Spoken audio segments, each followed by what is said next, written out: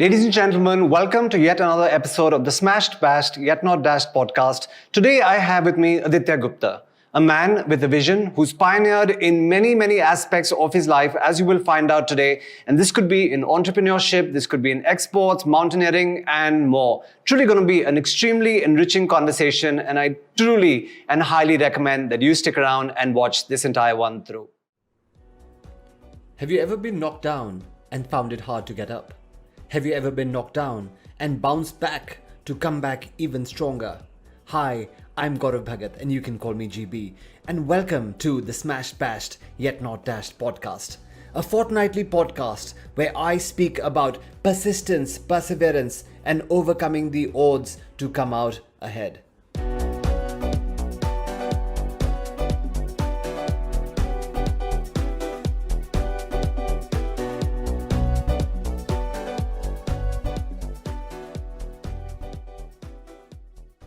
Thank you, Aditya. It is a pleasure having you here. Welcome to the GBA on the Smashed Bashed Yet Not Dashed podcast.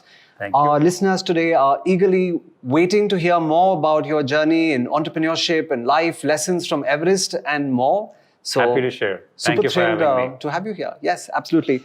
So while you've done all these amazing things in life, I want to first take you all the way back to Meerut. Okay, we're talking about the 8 to 10-year-old, Aditya. St. Mary's School in Meerut, was it? That's right. Right? And growing up in Meerut, small town India, what was that really like for you as someone growing up in the 70s and 80s? I think it was pretty much like it was at that time. So whoever was there, I was a very different person in school. My friends called me Lala. I was chubby. I still am chubby, but that time I was more chubby. Mm-hmm. And our business was cold storages and ice factories. So it was potato business. So that was like Aloo wale and all. Yeah. But it was fun. I think the warmth of a small town, the sort of unvarnished relationships, right? Just the natural ability to connect without any hang-ups, without any formality. Mm-hmm. I think that helped me as a person to be a lot more real. Right. And I expect that from somebody. And sometimes I think because of that growing up experience, if I find somebody to be less than authentic, right? I somehow find it challenging to really find a connect there. Interesting. So I think that is one part of growing up, and the other part is just the security, just the relationship. Like everybody knows you. It is not that small, correct? But still, it was a lot more warm, and plus no time wasting in commuting. So you could go back for your games, you could go back for your tuitions, you could visit anybody or anywhere in 10 minutes. True. In Delhi, it's a very different world. So I think I would put these three. Awesome. And as such, we were in a sort of a joint family system. Right. So that also is a great system for a child to grow up in. Correct. Especially in the Indian context, the relationships, the support system. So, and for us also, when we had children, our home had like 3 levels. My brother, my parents, we never had to think wherever we have to go. Like kids were taken care of. There was no such thing as bachcho ko kaun dekhega. So I think all of that is a blessing to be in a sort of a smaller town. Plus Delhi was close. So you never really missed anything.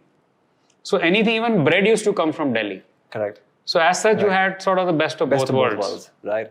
Yeah. So grounding, relationships, and also authenticity. I think just the fact that you are who you are. There is nothing that you can hide or over-project. Right. It's not required. It's not acceptable. Love that. And of course, it was your grandfather perhaps who started the cold storage business. Your dad was in it as well. And then 1983 perhaps, when from almost like a home setup, like a garage, your parents decided to get into the rug making business. That's true. And I think interesting choices, because Meerut, to my knowledge, had always been known for sporting goods. Yes. And rugs is not something that normally you would, think come out of India. I mean, carpets, yes, but again, carpets happen in Badayu, Varanasi, all these areas. So how rugs, and, what was that really like, as I think you're probably in your 10th grade at the time. So what was that like? So let me correct you. Rugs and carpets are really the same thing. I mean, just nomenclature in different parts of the world. Mm-hmm. In America, they call them rugs. In Europe, they call them more carpets. So, so they're broadly the same thing. So you're right. Meerut was not a center. But our family business was struggling at that time, in the late 70s, early 80s. And I think my parents needed something to start, which could be started with less capital. Right. We had a lot of space because cold storage are large compounds. Right. And my Masi, So they were in the rug export business and they were very, very supportive. And they encouraged my parents to say that if you can produce, we can help you sell whatever you produce and export. Right. So I was in class 10, as you rightly said. So it was started off at our home, in our cow shed, in our garages with the 3 looms. Wow. And it was a great time for us to grow with that thing, and the hard work of creating something, sowing the seed, and then taking it from 0 to 5 was done by our parents. And then me and my brother, when we joined it full time, more like 91, 92, which was almost 8, 9 years later. Right. So we did the 5 to 500 story, which I think in many ways is easier than the 0 to 5. Agreed. Especially with the fact that, for every little thing you have to go to Panipat. So Panipat is the center in that area, which is 2.5 hours away. Correct. But I think that whole idea of how even my mom was like a protagonist in it, taking care of what's happening, production, detailing. Dad's going to Panipat or to Delhi to buy or to sell. Yeah. So that whole growing up in the same house, seeing the challenges, business families, I think they do have, the kids like us do have that advantage of just growing around work. True that. And the boundaries are pretty much non-existent. I will not even call them blurred. There are no boundaries. So when I got married in 93, we were still in the same, the factory was still there. And it was my normal course after dinner every night. I used to inspect trucks for the shipments for the following, and I used to inspect everything myself. Right. So 9:30 to 1:30 was pretty much my QA time. Wow. And do everything. So that, I think that spirit, that intimacy with the product serves us very well today. You know every brick in the wall of the business without having to be there personally all the time. Correct. That makes a difference. Yeah. Wow. I think nothing like seeing a business being built from scratch, ground up. Absolutely. So 1991, truly a turning point for the country.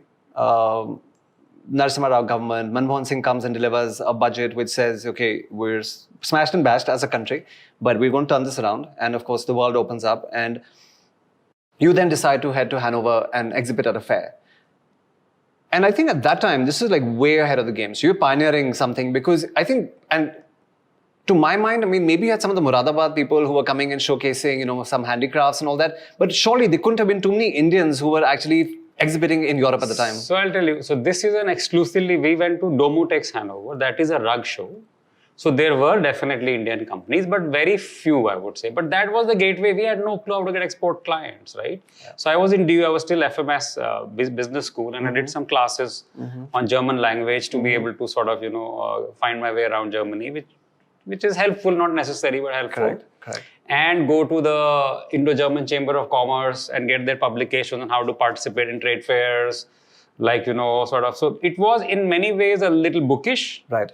Which I think was very helpful, because if there is nobody to guide you in terms of aise kar lena, then you go a little bit more thorough, right? Yeah. And that I will connect with that whole thing with how it still works and how it works on Everest. Right. Because preparation is the game. Preparation is the name of the game. Of course you can get through, but you don't know what you missed.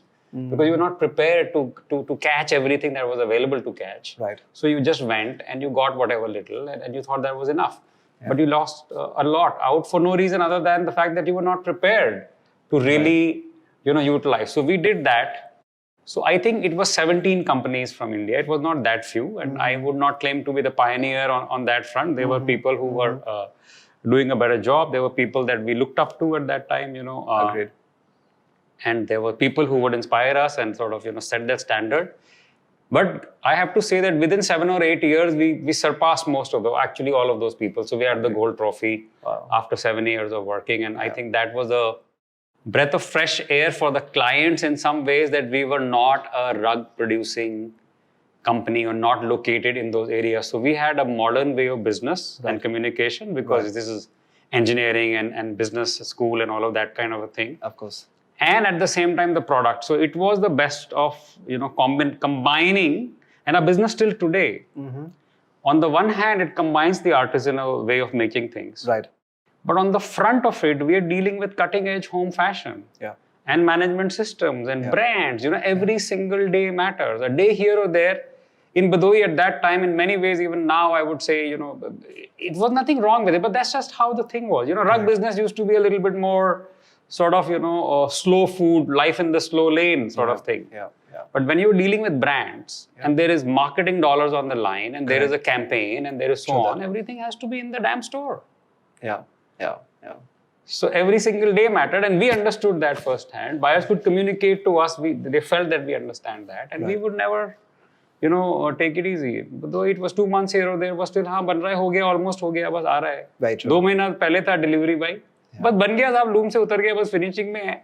Yeah. I think sometimes people don't get that. And I love that. We were having a conversation earlier this morning about Tiny to 10x, about how you start tiny and you truly scale. And imagine Aditya starting out, at that fair in Hanover. I think it was a 6 square meter stall, if I'm not mistaken. Yes, we were 6 square meters, 5 rugs on display. Wow. And today, 85 countries, more than 150 visitors visit his establishment, which is a super establishment in Noida. I think everything and everyone should actually go in and check that out. But truly, you went from tiny to 10x. I mean, almost that conversation we were having this morning. I think, I could accept that description in various ways. And you mentioned something very interesting, where you mentioned that sometimes, us as exporters have had, so little in terms of, commitment towards our global, contacts or those, global associations that possibly could be built. Hence, in the early days, was there also a big trust deficit where people almost, raised their eyebrows, pata nahi India se aaya hai, hoga nahi hoga, like, will he be able to deliver? Was that there in the early days? See, I think that happens across the world, okay? Yeah. So as brand India, we definitely haven't done a good enough job of creating that. Right. And part of it is also real. It's not just perception. It is genuinely performance deficiency. Right. It is various reasons. Of course, we can have justifications or no justifications, but it's true that we need to do a better job at it. Right. Having said that, in the last 30 years, it has come a long way. As more and more, the newer generations, technology. I mean, when I started working, we were using a telex machine. And the telex machine was in the Chamber of Commerce. So if you had a telex, they would call you. Right. And then you would go and pick up the telex. Somebody would go on a bike, they'd pick up a telex. So if you think about it, we are that generation, the whole thing. Yeah. When I was at IIT Roorkee, in the library, in an American journal, I was reading this thing about email. It's like right in front of us. There is such thing as electronic mail where the universities can communicate and so on, and that's okay. Right. And then the telex machine, and then the fax machine, and then the email. So that time, if you responded in a couple of days, that was good enough. Agreed. And things were still coming by mail. Yeah. Like today, I haven't seen a letter. Right. Anything comes by business is only a sarkari notice or something. Correct. Other than that, nothing. So that has changed a lot. Yeah. The design ability has changed. The technology has changed. Indians have changed. I mean, we put our act together in various ways. Yeah. Also, the whole influence of internet, travel both ways. Obviously, platforms like Pinterest and platforms like Instagram make it easier for you to access what is happening in the world. So true. So if you have the talent and you have the drive, there is the infrastructure, the environment is a lot more supportive in terms of, just elevating your game, provided you're not going to be dashed and bashed and then get out of the game pretty quickly. So true. No, times are so completely changed. I mean, the other day I was just driving by New Friends where I used to stay, and I was telling my son, I said, "Oh, that's the store where I used to send a fax." And he's like, "What's a fax?" And when I'm explaining to him, he's like, "That's just so ancient." And I said, "Bhai, hum usi generation ke, so that's where we really come from." But truly, times have changed, and today you have more Indians looking westward than ever before. For business, for opportunities and the likes as well. Even, Indian manufacturing is really ramping up their game. They realize that there's a little bit of, US-China friction, for example. They realize that, people are now looking at India differently than they did all those years ago. What's your advice to exporters or even manufacturers who are wanting to go out to the world? Like, what's your advice to them? You know what? The way I have experienced it in life, it is the most basic stuff. There is no rocket science. It is something which we've known always. It's the question of, will you walk the talk? Can your client be sure that this guy is saying this and what will happen will be very close or exactly the same? Yeah. So that gap between the walk and the talk is all that we have to attack. Right. And if that's done, exports or any other business, it's about trust. Agreed. Trust comes from being sure that this guy will do what he's saying. It's not about what you sign. Correct. It's not about the machinery. It's not about the office. It's not about the furniture. Yeah. Okay, all of that helps in building a perception, but eventually, As I have said, especially in our business, it's creativity opens the doors. Very true. Reliability keeps you in there and helps you to grow. Because these two sorted, everything else will fall in place. Yeah. You don't have these two in place, you can have everything else, and I think it will be a harder Very climb true. up there. Very true. I so completely agree. I was in the US just a few weeks ago, and in all my presentations, be it New York and San Francisco, I told them, while India will have many challenges, be it customs and GST and all these things, I think the two words that define the biggest issues in India for global buyers is trust deficit. I said that trust deficit is something that can't be overcome. Everyone's going to struggle, and I'm glad that you're And talking some about of that that as is well. also to do without the, the intentions are in the right place. But in terms of just the management of processes, we still have, especially in the MSMEs or smaller businesses, it's a lot more people dependent than process dependent. Right. So while I'm writing another book on management and managing small businesses. So all of that is about how to strike that balance, how to understand that people will change. Right. And it's actually a good thing for some of the businesses that some sort of fresh blood has to come. It's not always a good thing that everybody is 35 years old in the company. Correct. So how does that, how do you get the fresh Ideas. pressure, idea, energy? So I think that the management techniques that we use, the ability to not only analyze defeat, but also analyze success. Right. How did it fall in the right place? When it falls in the right place, we assume हमने तो बहुत मेहनत किया था. Maybe it was just a couple of things which went right because of whatever. True. And that may not happen each time. So how does that happen each time? Yeah. Not 3 times out of 10. Correct. So I think that change is happening a lot. Yeah. With the advice, with the education, and also with the approach. The approach is changing. Correct. Completely agree on that front as well. You've done fantastically well as a marketer. Be it for Sharda as a brand, be it for Furniture Republic, Rug Republic, other businesses that we'll talk about. So what are some of the things that worked out really well for you as a marketer, and what are some of the things that really bombed for you? So I'd love to have some insights on that as well. Well, you being very kind, I don't think that I've been that good a marketer. But as I said, for us, our business has been very taste, fashion, and style-led. So that way, it has been a little bit of a sort of an easier battle for me to fight because some of it comes to me naturally. I'm a very design-oriented person. Right. I love to travel, so I absorb a lot of ideas. I think I'm good at taking something from a coffee cup and making a good rug out of it, or whatever. So that part of it, we have been very design-led. So in our B2B space, it's design-led, it's communication, it's making the effort on creating a world-class brochure. Right. Yesterday we had a very important brand, global brand. Okay, I don't want to name them on a show because customers expect confidentiality. Yeah. This is more than 2,000 stores around the world. And their head of the bedding business was in our showroom. And as she was leaving, she said, Addy, this is the best showroom in the world that I've been to for the rug business. And we hear that all the time. So what happens? Why is that important? Because you don't get a second chance to make the first impression. Yeah. So when somebody comes to your establishment, when they come to, so it's a part of marketing, yes. Is it a part of just the way you are as a human being? Yes, hell yes. It matters to you. It's not only about what he is thinking, it's about you, what is the story about yourself to yourself? What is your self-image? And how is that going to reflect on how much pride you take in getting something right? So for example, we don't try and, once in a while things go wrong. We might be one of those suppliers. Yeah, we might explain our story and we might say, okay, can you think about it? But we never step back from a claim if we've screwed up. And the only people who don't screw up, I think, are the people who are doing nothing worthwhile. If you are not outside your comfort zone, if you're not having 5-10% of uncertainty in what's going to happen, that means you're underselling your talent. That means you're underachieving big time. So there will be some time, but then what happens when things go wrong? And if you're authentic about it, and if you have a track record of being right, customers understand everybody is a human being. And for us, handmade business, 3,000 people are trying to put something in order.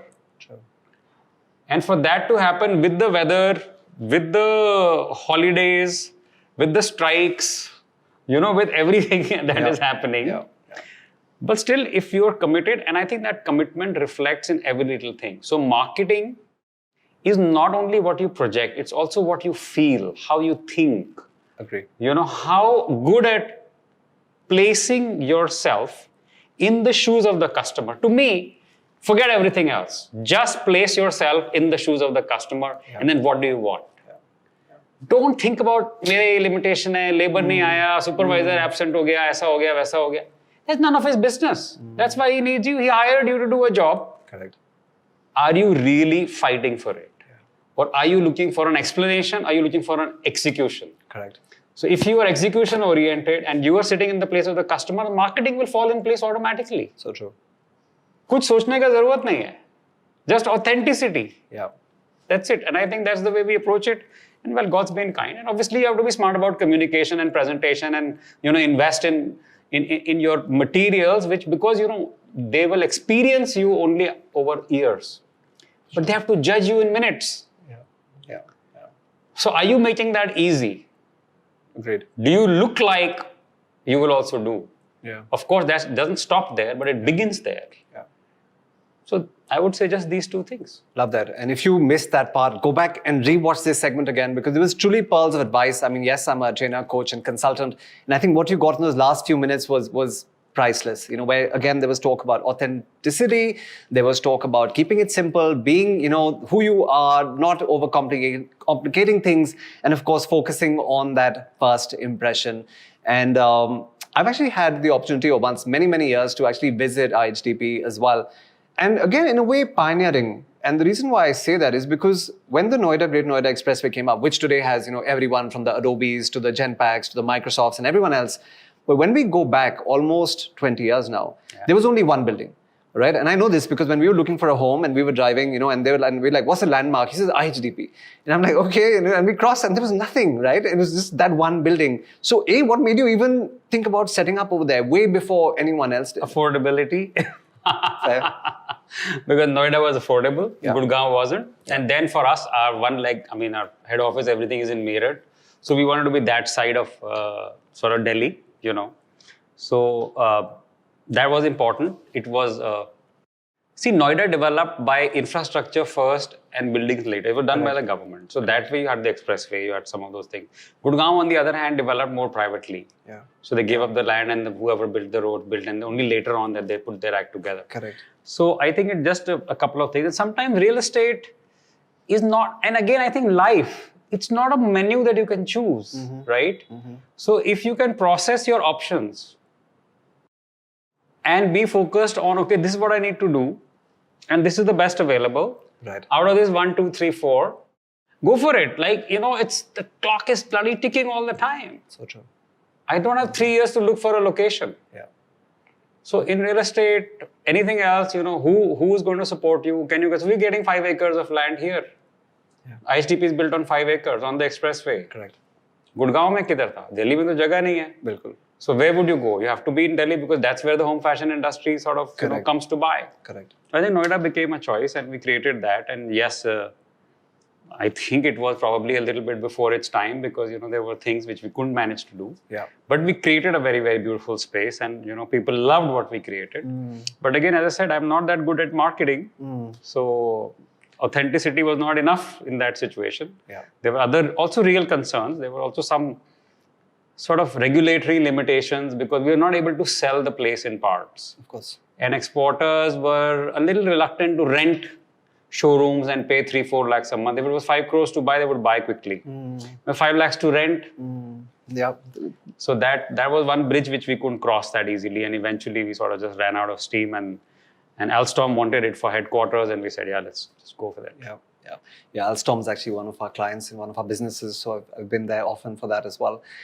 But great one for following your passions. All right. And I know, that's what really lights you up when it comes to travel. And we'll talk about Everest and some of the other, big things that you've done in recent times as well. But when did you realize that, okay, I need to now create, freedom for myself, where I will have time to actually go out and pursue some of these passions? Because some of these passions that you have are, let's just say they take time and they take money. Yes. So when did you make this decision that, yes, I am going to make time, for myself and I'm going to follow this path towards freedom? When did that happen for you? So let's put it this way. When I started working in 1992, for 10 years, till about 2002, I focused mostly only on work. And family. Yes, we did our family trip, but I didn't do the personal asides, like going into the mountains and the adventures and all of that was sort of put on hold. Right. You know, our children were young and we were building a small business up. Plus, we're building factories, we're building all of those things. So it was a little bit of that. Then after 2002, gradually I started going back to the mountains. I've been, you know, nature trips and trekking and all of that. You know, sort of that bug stung me in IIT Roorkee itself. It was Roorkee University at that time. Right. And then, to be honest, you know, and this is one thing that I want to share with your audience. Sure. It is not about your stage of life. It is not about the money you have. It's about what you think and how you think. Yeah. I never feel tired of work. I love my work. You know, I'm the last one to say, oh, I'm tired or whatever. Tired of what? Retiring from what? Yeah. Like, this is my life. I absolutely enjoy it. So if my work is not in the way of what I really want to do, then there is no problem. We can coexist. Yeah. And we can thrive together. Yeah. So I think for me, there has to be a very clear realization that it is not maximizing one single thing. Right. It is about striking a balance. Yeah. And if you don't want to or you don't wish to, and if your pursuits of happiness don't go that broad, then so be it. Yeah. It doesn't have to be, I don't set the standard, you don't set the standard, nobody sets the standard for anybody. It's what you want to do. If you want to do only 1, 2, 3, Right. great. If you want to do 1, 2, 3, 4, 5, 6, 10, great. If you're clear about it and you make time for it, and yes, sometimes it may have a little bit of a compromise. But I think if you are honest and authentic about what you want to do, Right. and one important thing I would like to say to your viewers, it's also about what you don't want to do. Right. It's who you don't want to be. Yeah. Yeah. You know, that clarity, Right. that ability to say no, Yeah. to select stuff, okay, this is what I don't want to do. This is who I don't want to deal with. Right. Sometimes it can even be a client. Yeah. You know, we all have the right and the responsibility to choose wisely Yeah. and live with the consequences. Okay, some of those decisions don't work out the best, but that only becomes obvious 10 years later. Well, so be it. I mean, I took 100 decisions, 20 of them went wrong, fine. Agreed. I'm a normal human being. Great. So to me, I am very conscious. This morning only, so we're planning a trek to Kashmir later this month. And I was talking to a friend and we still, some of our gang goes. And I said, you know, why don't we take a spare day and we'll camp on one of the lakes. We'll not trek every day. Right. Because it is beautiful and all of that. Right. And he said, at time, I said, boss, expiry date is near. Kiska expiry? I said, tera expiry, mera expiry. Yeah. Life ka expiry. So true. So I believe that if your relationship with your mortality is clear, Yeah. if the fact that there is only so much that you will achieve at work, and if it is only work and if it's only money, Right. and it's not going to result in happiness, for me, fortunately, that realization came in quite early, and I have lived with it. I have to also, another thing, especially for owners, I want to say this: we have a highly misplaced sense of self-importance. हम नहीं होंगे तो काम नहीं होगा. You know, that is bullshit. Yeah. Not that I have risen above it. I'm also trying, work in progress. Yeah. Yeah. But let's say my Everest climb. Yeah. I was gone for 2 months. Right. Nothing fell apart. Everything was happy. Every customer was happy. Okay, Sure. some things may not be done exactly the way I want it, Right. but it worked out fine. Yeah. And if there was a little bit of here and there, well, that was the price of you taking a risk on your life. What about taking a risk on 1 or 2 little things? Love that. But then, so I think that degree of self-importance also needs to be in balance, Yeah. where you understand that people can be trusted to do their jobs. And the last but not the least, and I would say that for myself, and that's why I'm writing the book and I'm sharing all of that, Of course. is how you position yourself to be able to do that. It doesn't happen on its own. It takes conscious effort. So true. So managing, if it is, especially if it is MSMEs, or if you are an executive, everybody has responsibility. So just say managing responsibility. Doesn't matter it's business or it's whatever else. Yeah. There has to be a conscious effort to make yourself redundant. Right.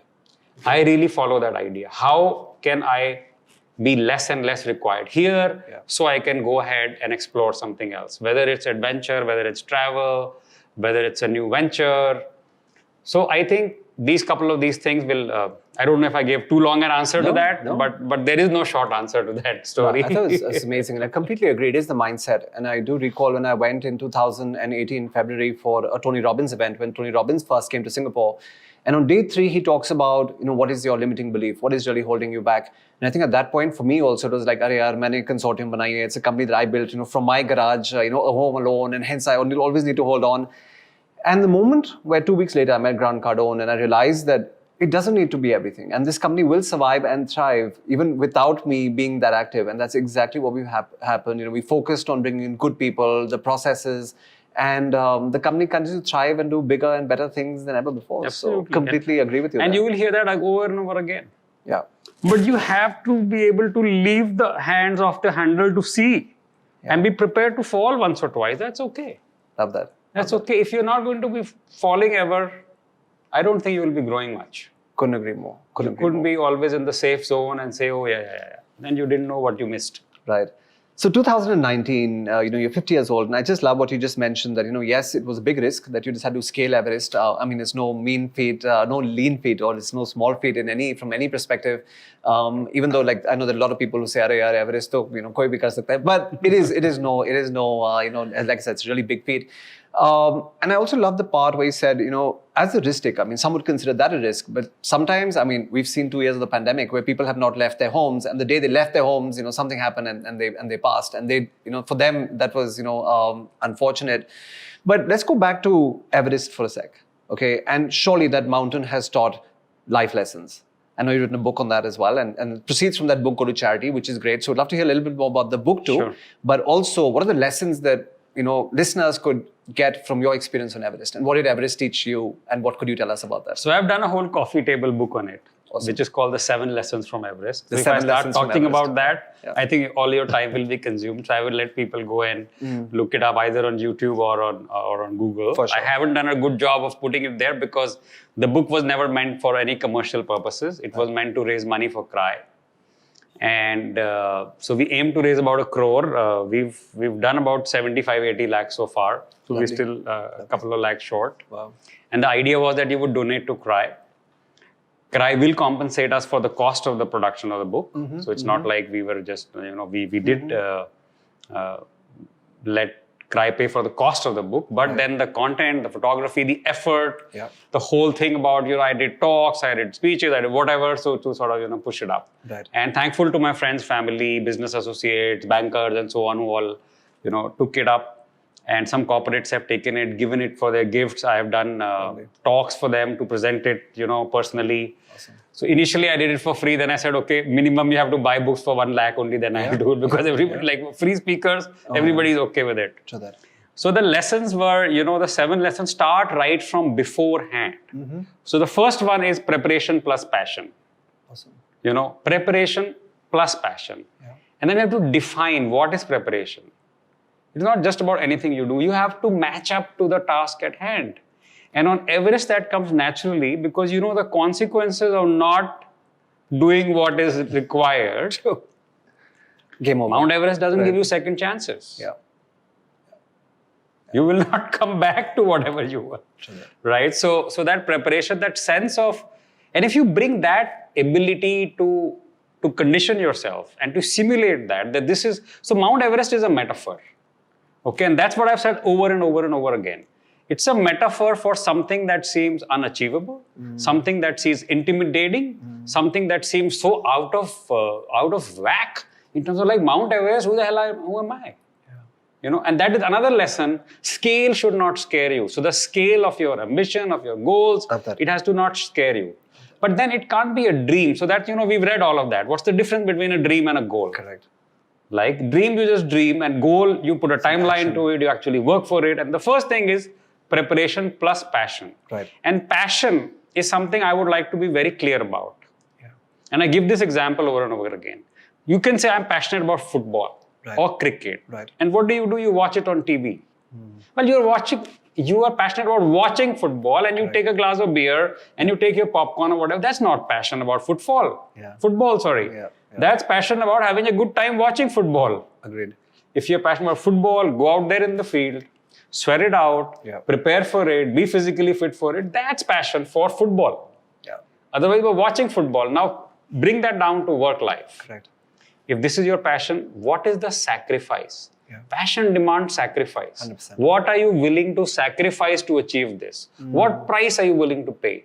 In terms of personal discomfort, in terms of personal effort, in terms of personal compromising on certain other things, not eating certain things, not doing certain things.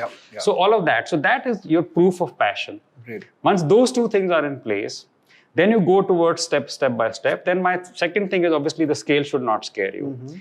Power of focus is another very important lesson. And what is power of focus? Everybody talks about focus, right? Right.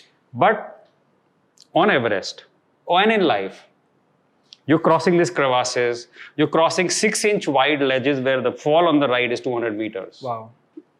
How do you cross? Yeah. By looking only where you can step. So there is so much of place, 99% you can't step on. But 1% you can step on. And if you can blind yourself out of the rest, and you can focus only on where you can actually put your foot and cross, you make it. But if you look to the left and to the right and you're very shaking and the ladder is wobbling like this, you're going to fall off. Yeah. You're going to freeze. Yeah. So the ability to focus so much on opportunity Got that. Block out that the you noise. don't see other stuff. And believe in yourself to say, okay, you will just pass through this. And then the next one obviously is one step at a time. Again, common sense, one step at a time. But what does it mean? To me, and Everest and in life, it means that not evaluating all the time as to how will I finish, how will I get there, what's going to happen. Great. So my analysis is that a project or a mission is hardest between the 40 and 80%. In the beginning, you have the energy and the enthusiasm. Great. Then you reach nearly halfway through, and then you are finding like everything that you had is almost finished, and the distance is too far. Yeah. The goal is still too distant. Correct. And between that 40 to 80, you really begin to draw upon. That's the time when your mental tenacity of purpose has to come out. Yeah. Yeah. Rationality at that time has to be a little bit sort of asked to take a back seat. Agreed. And your commitment to the cause, your ability to push through and believe that it will happen. Sometimes that belief is irrational. So be it. But if that was your goal and you were passionate and you were prepared and you were focused and you were not scared of scale and you're willing to put one step ahead of the other, you bloody hell will get there. 100%. So between the 40 and 80, if you persevere, once you are at 80, then you see, okay, now the goal is near. So now you're suddenly re-energized. Yeah. Yeah. But a lot of times you don't cross that barrier. And that's where people turn. That's where people turn around. That's where people give up. That's where people begin to find kind of excuses. I have to say, I don't want to sugarcoat that. Right. I don't want to sugarcoat that. So these kind of things. And then obviously I've said my last lesson is, time is oxygen. And the other very important thing, which I forgot to mention, I was coming to it, is expect to deal with the unexpected. That was my lesson, right? So what does it mean? It means that there will be things, so risks are being divided into two baskets. Right. One is known risks. Yeah. So that lesson I've called making friends with fear. Making friends with fear, what does that mean? It means that you have to be comfortable with fear. Anybody who says, I'm not afraid of this, I'm not scared of Everest, that's bullshit. Agree. And if that is reality, that's wrong. Because fear is a very good thing if it is helping you to be well prepared. If it is motivating robust preparation versus giving up and turning around, then fear is a very good thing. You have to be scared of a road accident. That's why you learn to drive. Agreed. You have to be scared of a bad life for your children, for your family. That's why you learn to work. Yeah. So absence of fear is not the issue. Your intimacy with fear, to say I'm friends with you, come sit with me, let's have a coffee. If you're friends with somebody, you're comfortable with them. Love that. But then you prepare for it. So making friends with fear is the risk basket, which is known risk. You prepare for everything. So I would prepare for the frostbite. You're prepared for not running out of oxygen. You're prepared for various kind of things, which is what helps you when you're preparing. Then the next basket is stuff in any expedition, and Everest more than anything else, there'll be stuff which you didn't prepare for, which you couldn't have predicted. But what me and you need to know, and everybody else out there needs to know, that there will always be such things. So if that is in your mind, that you are expecting some unexpected trouble, Yeah. you don't know what it is, therefore you can't have a plan B for it. Correct. But in your mindset, you include the possibility of unexpected. So I ran out of oxygen. My foot went through the snow and soaked in the water in minus 25 at night. So stuff like my Sherpa went away. Our guide also went away. I mean, you will not believe the Sherpa stories I will tell. I mean, they're great people. But like in any other community, there are all kinds of people. Agreed. So if your mindset includes the realistic possibility of things not going to plan, then when those events happen, the unexpected things happen, then you're not panicking. Right? Your mindset was, okay, I was expecting some trouble. This one as it is, let me focus on the trouble. I don't start blaming and ridiculing and God is not kind and whatever. You know, that there is no time for that. So true. On Everest, you are in crisis mode. At the end, you lose half an hour here and there, you're killed. Yeah. Yeah. So expecting the unexpected, making friends with fear, not being scared of scale, being focused, being prepared. Everest is only a metaphor. Applies as it is to running a business, Yeah. to running a house, running a relationship. You know, and the last one was, timing. So I think time is oxygen because, last day when you leave Camp 4, everybody has 3 cylinders of oxygen. And it is running through the pipes whether or not you're moving. If you're resting too much, you're looking around, you're getting confused, oxygen to chal raha hai. Very true. So if you will not make it back to camp Yeah. before oxygen has run out, Yeah. consequential discipline will take over. Nobody will ask for an explanation. There is nobody out there to ask. Like, Correct. it is what it is. So the ability to think that, oxygen should last longer than my mission has to last. Right. And it's the same thing. The clock keeps ticking no matter what you're doing. Yeah. 7-year project, same story. 7-day project, same story. 7-hour project, same story. So, okay, 7-year project may be by a week. The unit may be a week. Correct. A unit may be a day. A unit may be an hour. A unit may presentation, 10 minutes to presentation. A unit is 15 seconds. Agreed. So that consciousness of the fact that time is a limited resource, just like oxygen is, Yep. and no amount of money can get you more oxygen. At the end, everybody is equal. Great. Time doesn't expand no matter who you are. So I think Super. those were the... No, I think It's fantastic. a very long answer, but then No, again, it had to be completed. Otherwise, you would not get anything out of it. And in fact, I was just thinking that what we'll do is we'll also take the link, of the publication, and we'll put it in the chat of, in the comments of That the would be videos great, as well. yeah. And So it's love to- basically let's a get trial some link, attention, and yes. yeah. And we do intend to have an event, later this year, and would love to actually have you come in and be one of our keynote speakers and talk about this, because I Sure. think it's an important lesson that we all could learn. And like I said, you And bring when you very go through the unique slideshow perspective. and when you actually see the videos of avalanches coming towards you, I think right now we just talked about it. But spending 20, 30 minutes with the Everest slide, which transports you in the middle of the climb. Right. And then when you talk about these things, that's when it begins to hit you. Agreed. That if these lessons work there, they work everywhere. Yeah, and it'd be great if you could actually send us some of the pictures, and we could probably put them into this podcast episode as send well. you. So maybe we can, I'll send have you your team send those I've to my given you a team. copy of my book, And- but you can tell Yeah, me which yeah. one. You will enjoy forward it. to going through that as well. And but valuable, very valuable in terms of what Thank you just you. mentioned. Now, for someone who's always wanted to travel, and Everest was one. You've done Zambezi, and you've done like South America, and lot of and stuff, all yes. over, right? What happened at the time of the pandemic, where everyone's lives somehow, at least for a few months, okay, came to a stop? I mean, I know we started doing domestic and all of that, but there was those 6-8 months where there was a lot of uncertainty. So how is that for someone who just needs to be out so much? So you know what? I have surprised myself. I absolutely loved it. So much so that I'm almost having some sort of an inertia getting back to the business travel game. I haven't done a business trip for 2.5 years. And I'm like, oh my God, now we have to be back on the plane to be a salesman. Yeah. But the reason for that, again, I think is some of these innate lessons. So expecting to deal with the unexpected and then making the best of it. So we were not traveling, but we were still very active. When our business was shut down, our factories were shut down, we are probably one of the only companies who didn't fire anybody. In the first lot, we did have some sort of a sacrifice on salaries, but we paid it back. So when the year ended and our businesses were okay, everything was okay, we saw no reason. So we just paid back Whatever was deducted, it was not that much, but we paid back every single rupee that belonged to everybody. Lovely. So that was an important, but at that time, so we did content creation for internal processes. Right. We did videos for every process. Right. We did training videos. Used to have like Zoom meetings, just catch up all of that. So that was the work side. Right. On the personal adventure side, I personally somehow landed up in Goa. Ended up buying a beautiful home there. I've been very lucky with my homes. And then eventually that became a sort of an adventure to build a little business in Goa. It's called the Design Republic.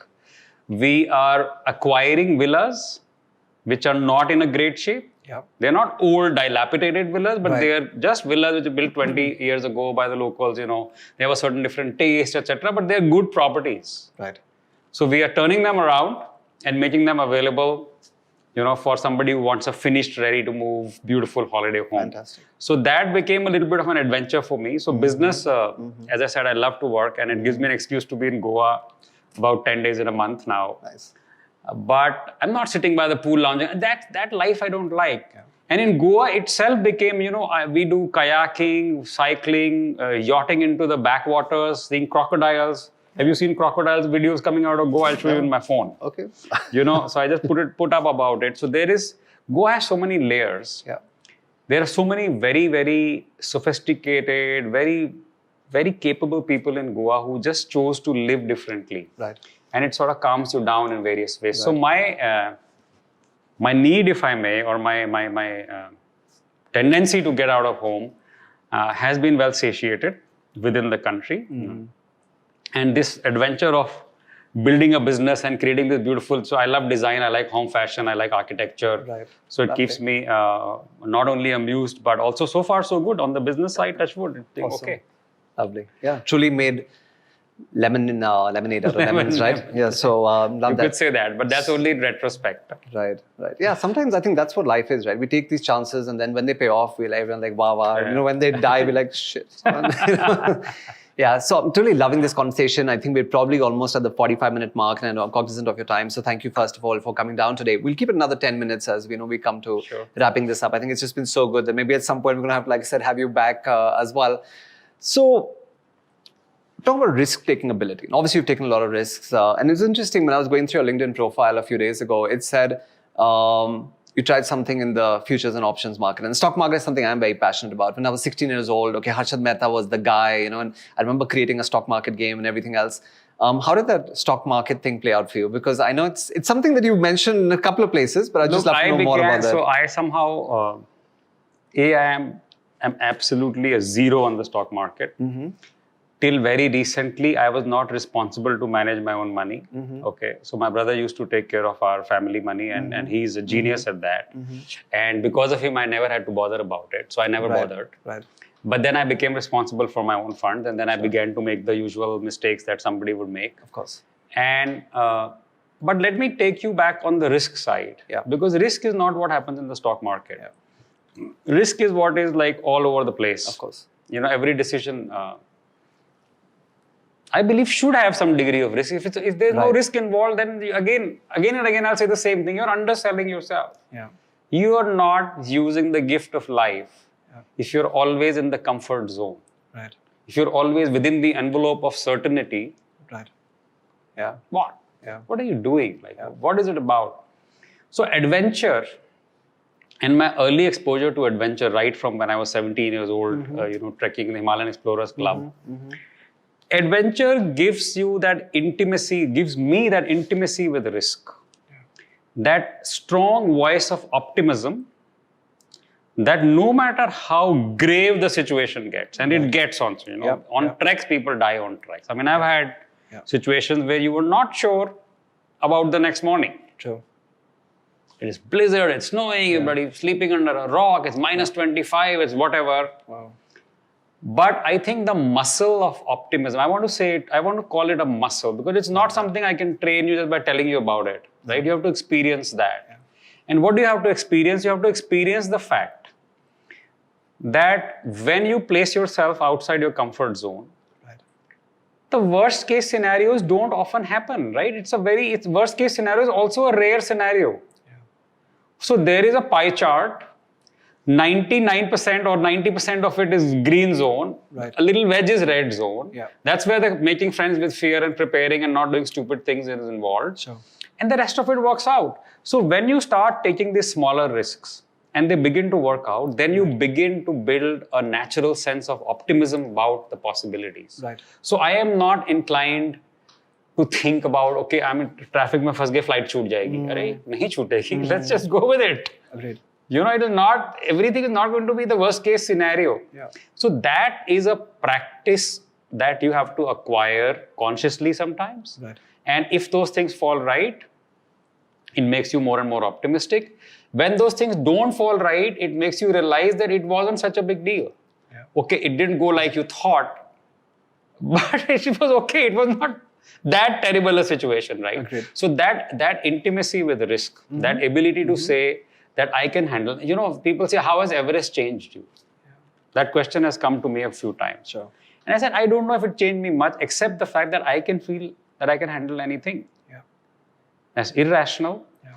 But I have gone over and over again to scenarios where it looked very, very uncertain. So in adventure, if you are able to be comfortable enough that you volunteer to put yourself in positions where your very existence is at risk, Right. business is only money. Yeah. Yeah. So true. And if you are able to, so I think I am a little more, I'm not a very sort of, risk-oriented sort of person. I do risky things, but within my ability to bear the consequences of that risk. Yeah. Okay. Yeah.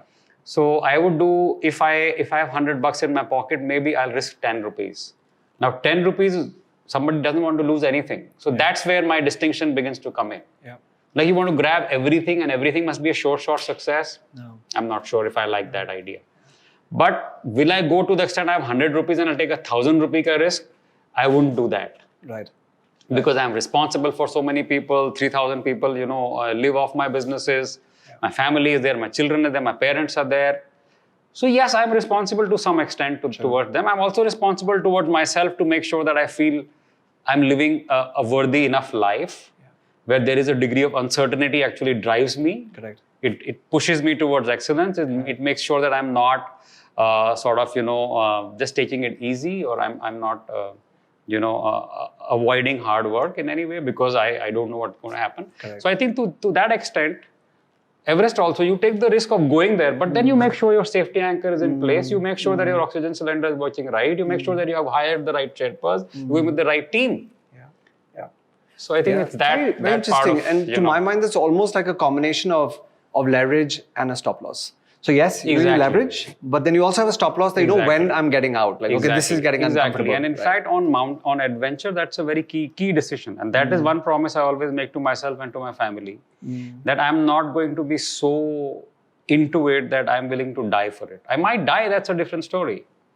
Yeah. But if there was a decision to be made in favor of not dying, I'll do that. I'll not just be jana hai, like whatever. Correct. So that way, I think that ability to balance risk while putting yourself in risky situations, but knowing how to A, handle the risk, and B, also when is time to turn around. Got that. And accept the fact that, okay, it didn't work out. Yeah. Yeah. So it's not so much of the stock market. Yes, I did a lot of futures and options and stocks, and mostly I lost money. So now I've stopped doing it myself, but I like the space. So the money I lost, I analyzed was because of me. Right. Not because the space was wrong, but I was doing it wrongly. So I need somebody else to do it. And we're doing fine. Yeah. If the right people are doing it, they're doing good. Agreed. Best left to the professionals and do what we do well. So, but even to do that, I think it's okay to...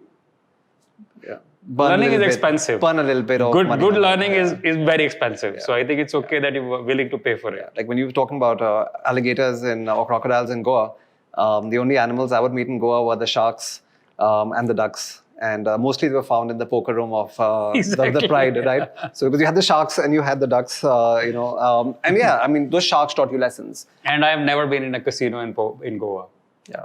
I just don't feel like, and I'm there like 100 days a year. But anyway.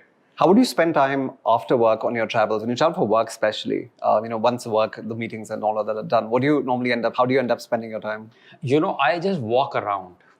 You will not believe the amount of, you had your dinners and all. So just for your health, you need to. Right. So what I do typically is leave my valuables at the hotel. Right. So all your fancy watches and your wallets and you take $100 or €100 cash Right. in the pocket, just if you need a cab or something. Correct.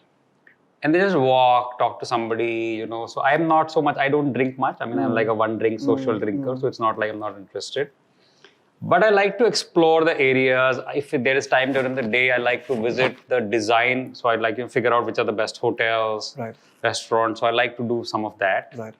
And other than that, I just like walking around late night. I can be walking around like 2 o'clock in the morning and there's nobody on the road. But I just like that whole sense of, and then I'm a little bit tired and you come back and, just go to rest. So I walk around a lot, but mostly by now I have people everywhere, the friends everywhere. Yeah. So I like to make the effort to go see them, spend time with them. Even if I have to make sometimes a trip outside town, somebody's 1 hour away or something, I would like to do that. Right. I think that makes me happy. Yeah. Final couple of questions. One is, of course, your family in the midst of all of this. Your wife, 2 boys, I believe. No, boy and a girl. Boy and a girl. Okay, so 2 children, boy and a girl, and your wife. So what have their thoughts been, when you've been out on, of course, first on work and then all your adventures around the world. So how does that really play out? So me and my wife were together in college. So we were classmates. Lovely. So she already knew what she's getting into. So 6 years we were courting before we got married. Right. But she's been exceptionally supportive, to the extent that she's never, because, my children, my parents and my wife, they do have a veto sort of power on, if they really put their foot down, I would probably not do certain things. But they haven't done that ever. And they have sort of taken it. And I think for me personally, I miss saying this so far, but I want to say this to your audience. Sure. That certain things in life are not in our control. And life and death is one such thing which I firmly believe, because I've seen people die sitting in a party, sitting in their living room watching TV. And you come back out of accidents and air crashes. Yeah. So there has to be something. Yeah. I'm not so much of a fatalistic sort of person, but some things in life I believe are just, whatever it is. And life and death is one such thing. Sure. And I think I've been able to communicate that and sort of, In fact, the first time when I attempted Everest was 2014. And then my children actually went with me up to base camp. Wow. Okay. And my son and me have done together, we climbed Kilimanjaro once. I've done it twice, one time with my son. So I think our relationship with adventure as a family is kind of comfortable. Lovely. Yes, everybody may not be taking it to the level I may be comfortable with, but the idea is well within the zone of their comfort. And on the business side, my wife supports me a lot because she takes care of the financial side. So a part of my freedom, comes from that the key issues, who's signing the check, who's making sure kya aa raha hai, kya ja raha hai. So to that, if that is taken care of, the operations and the sales and the product, etc., I can handle remotely because, I'm more connected with the people. Yeah. My children both went to UCLA. So they were in Vasant Valley in Delhi after I moved to Delhi, and then they went to UCLA. They've done very well. We are all very thankful and proud that, balanced head on there. Again, I think the small town, because they also grew up in the small town thing. Right. So going back to the whole small town, I think growing up in a small town makes you a little bit differently oriented. 100%. Right? It's not 100%. So much about shosha. Okay, there is a degree of shosha when you live in a city like Delhi, but you're still at the other end of it. So that way we are very fortunate. The kids are very, very grounded and, So, I think they participate to the extent that they can participate.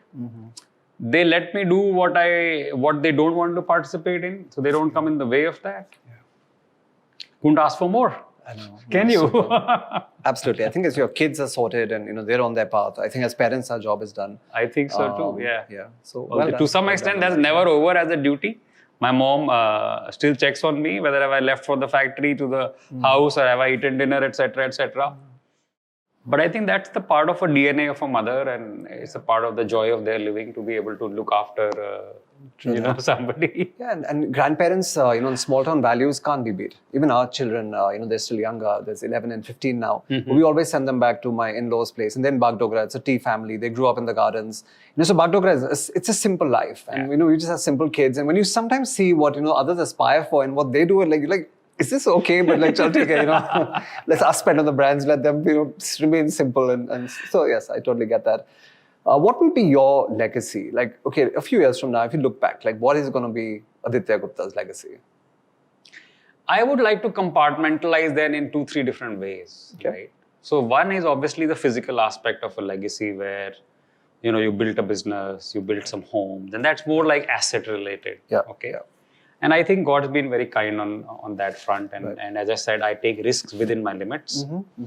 So even if I make a few mistakes, I'm quite optimistic and confident that we will not screw that up to the extent that, Right. So that's one aspect of it.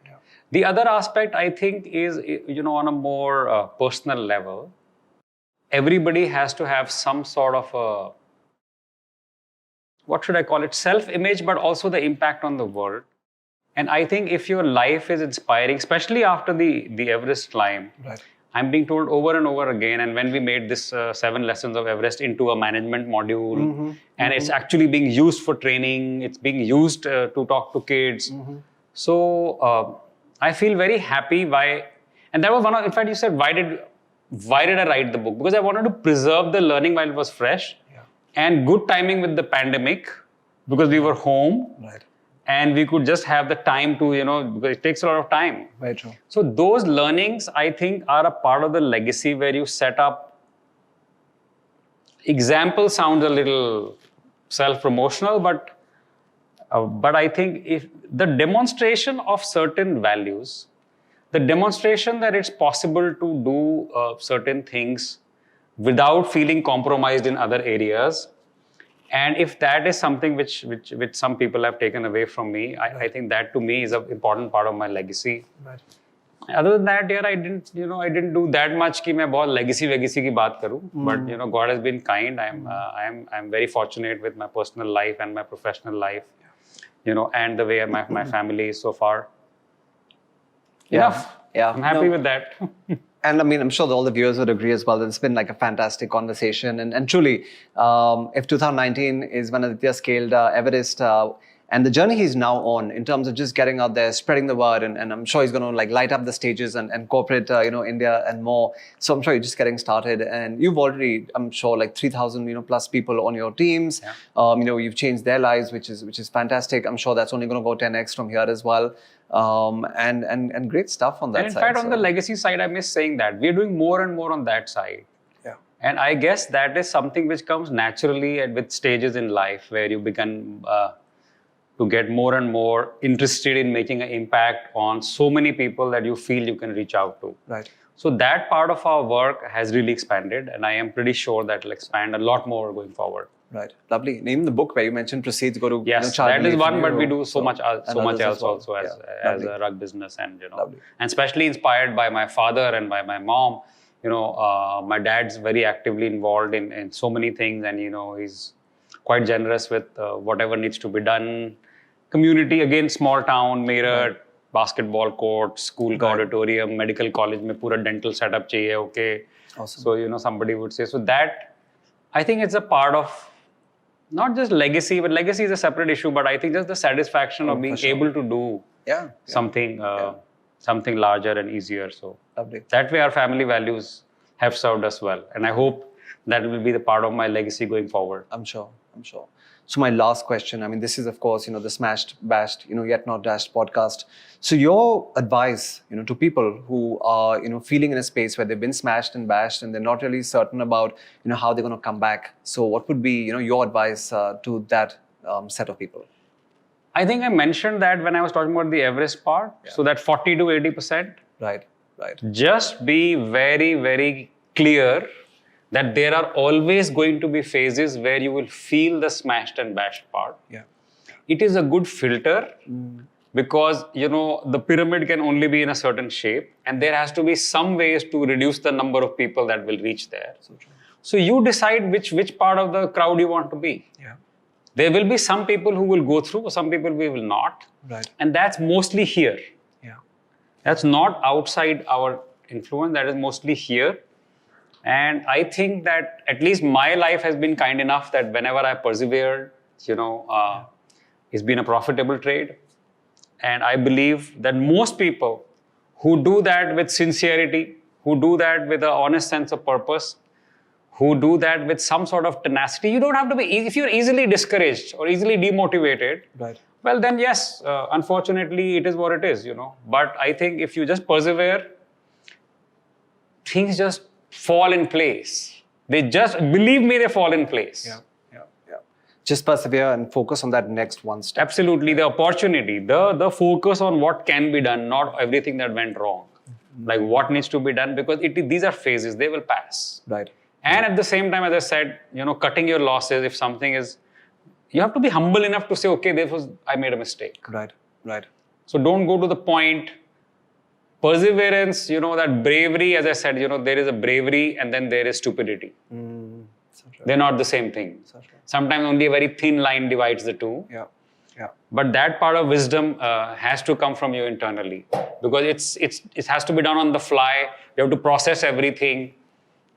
But by and large, it works out if you keep carrying on. So true. I would just say, just get on with it. Wow. So, on the podcast, we've had guests like, Grant Cardone and Richard Dolan, and there's been some big, global speakers that have come. But truly, I think this last 1 hour, 10 minutes that we spent together, like I said, I could, feel the chills, again, like the passion that's, just shining through, and such important lessons that you taught us today. And I'm sure the listeners are going to love to want to connect with you. What's the best way they can connect with you? Like email or LinkedIn? What's the best way that listeners can actually connect with you? I am pretty active on social media. So LinkedIn works well. I respond within the same day. Email, I respond to every email I get. I mean, if it is right, it has to be responded to. Yeah. I don't shoo away people just because they are asking for help or support. And fortunately, I have a team. If there is a need, not that too many people are approaching me for that, but But I am quite accessible. Awesome. I'm very accessible, honestly. Lovely. Directly. Thank you. And like I said, appreciate you coming down today and Thank you for having me. I enjoyed my conversation, and I hope again, some of your audience will enjoy this. Sure. And if there is something else that I can help in terms of specific advice on something, why not? 100%. Like I said, we're going to stay connected. We're going to have you come on stage and speak at some of our bigger events in due course as well. It has been a pleasure. Thank you so very much. Thank you. Thank you for having me.